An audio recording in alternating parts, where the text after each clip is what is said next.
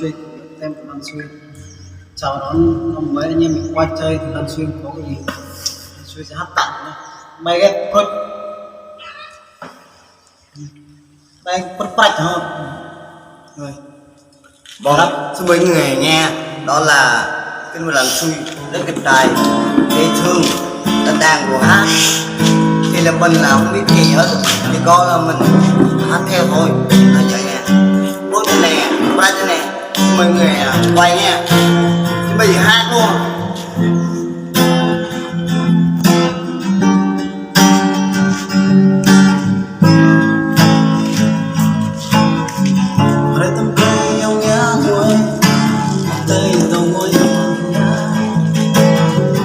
trong tâm nghe trong nắng tay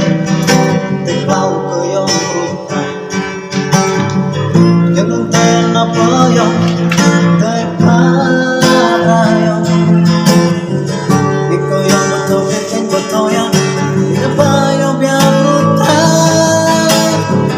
cái bút say ông nay mà thôi mà qua rồi ngon ngọt đi nào mà thế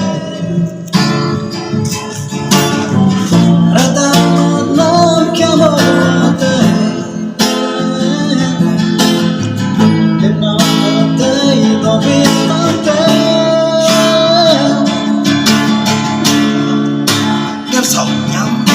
nhắm em là nhắm sầu nhắm sầu nhắm giống này bắt tay không quá lệ tôi nhắm hàng nhắm rong bà đây tới ông người hàng đi yêu nhắm sầu nhắm em là nhắm sầu là nhắm em là nhắm sầu nhắm là nhắm rong nhắm lệ bắt tay không lệ người hàng yeah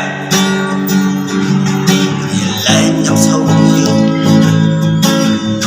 người ta một năm chẳng bỏ bỏ tay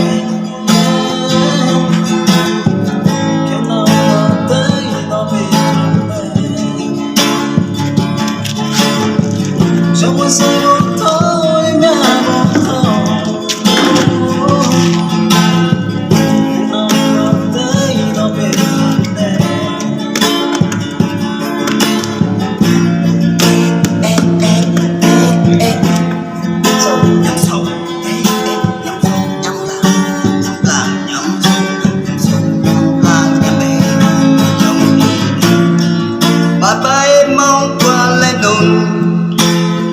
Bare nhắm su nét lệ non thời du nhắm sâu nhắm em là nhắm sâu nhắm lúc này mắt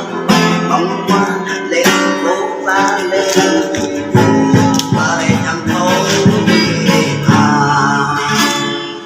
xin hết cảm ơn mọi người nha, cảm ơn anh này, cảm ơn anh đây đi chúc mừng. Chào mừng